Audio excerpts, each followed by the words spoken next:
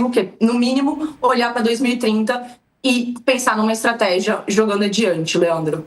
É isso, Letícia, evitar que o partido encolha e, ao mesmo tempo, construir a imagem no ano de eleição, mesmo sabendo que não tem condição de ganhar uma eleição, mas já começa a construir uma imagem para daqui a 8 anos ou mais, né?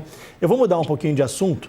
O presidente do Supremo Tribunal Federal, Edson Fachin, convocou uma reunião com os 10 integrantes da Corte no dia 12 de fevereiro para debater a construção de um código de conduta para os ministros do STF. A informação é da nossa colunista Daniela Lima.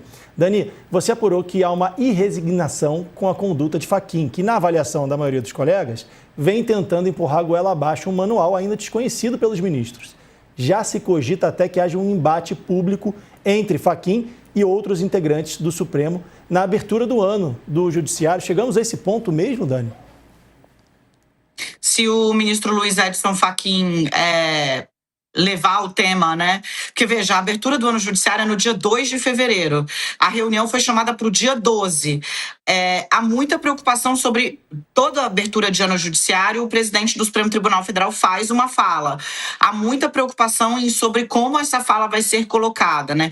Fachin deu uma série de 3 entrevistas num espaço de 2 dias, causando muita repercussão, muito alarido. Elas tinham recados diferentes que se confrontavam e, em comum, apenas ampliar o constrangimento da corte. Então, se Fachin fala algo relacionado ao tema também na abertura do ano judiciário, não está descartado que algum ministro se levante para poder fazer um contraponto. Vamos falar um pouco sobre o Código de Conduta. Ele vai ser apresentado em tese pelo ministro Luiz Edson Fachin, a ideia do Fachin, porque, de novo, né, tá todo mundo defendendo. Todos nós somos favoráveis a um judiciário transparente, onde contratos de parentes de ministros sejam escrutinados pelo público, onde as pessoas possam saber que tipo de interesses estão circulando por meio de terceiros ligados a ministros dentro das cortes. Ninguém é a favor de um judiciário que seja uma caixa preta. Dito isso, o grande problema do Fachin é timing e modo.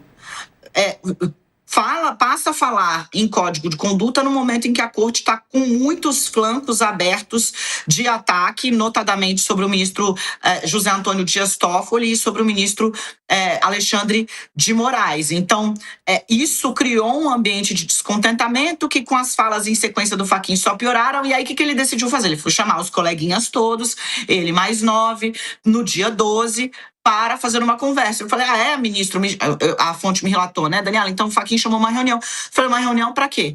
Código de conduta. Então, pela primeira vez, os ministros, em sua totalidade, acham que vão conhecer o texto ou um esboço de texto do Fachin para este código de conduta.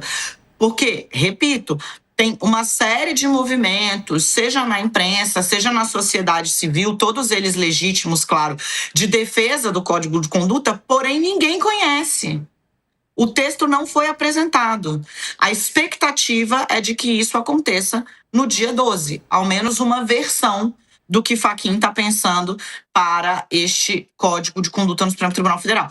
Daniela, hoje o clima está tranquilo e favorável para passar o texto? Não, continua não estando tranquilo e favorável, o ministro sabe disso e aparentemente decidiu agora trabalhar para dentro, em vez de ficar fazendo o que está sendo chamado de digamos, inseminação, né, dessa ideia por meio da imprensa, da opinião pública e da pressão pública sobre o Supremo e seus integrantes.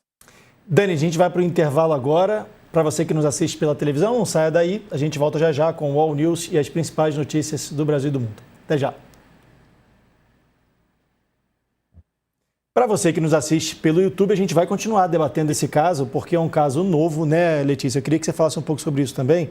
É uma notícia que a Dani está trazendo, mas que parece que os ministros vão ser pegos de surpresa, né? Não tem um texto ainda, ninguém sabe que código de conduta vai ser esse. Quem que vai definir isso? Daqui a pouco a Dani vai falar sobre isso. Mas eu queria que você me contasse um pouco como é que fica, é uma celeuma danada, como é que fica a relação do Fachin com os outros ministros fazendo uma surpresa dessa?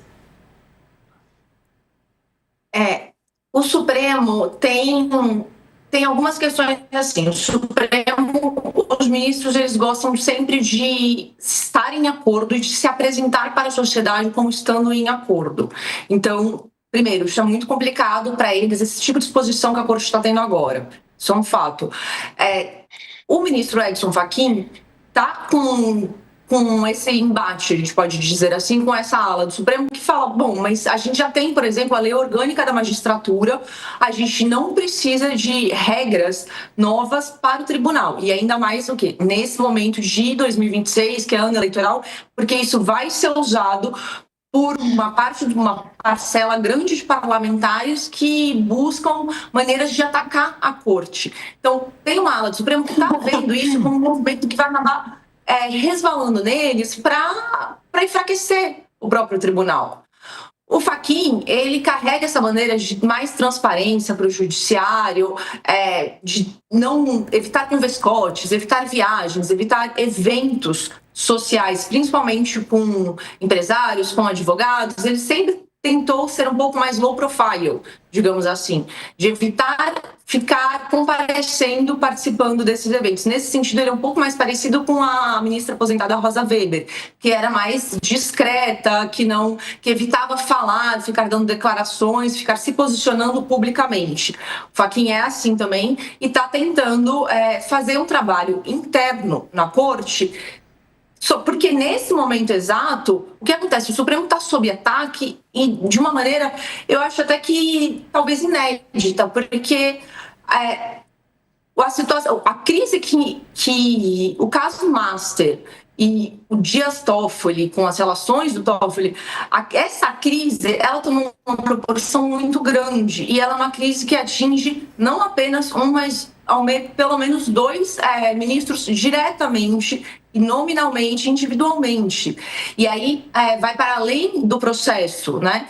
Porque o Alexandre de Moraes, ele não está no caso Master, mas teve o envolvimento da mulher dele, o Toffoli é o relator do caso, Letícia. E acabou surgindo toda essa nova confusão. Oi, pode retornar, Leandro.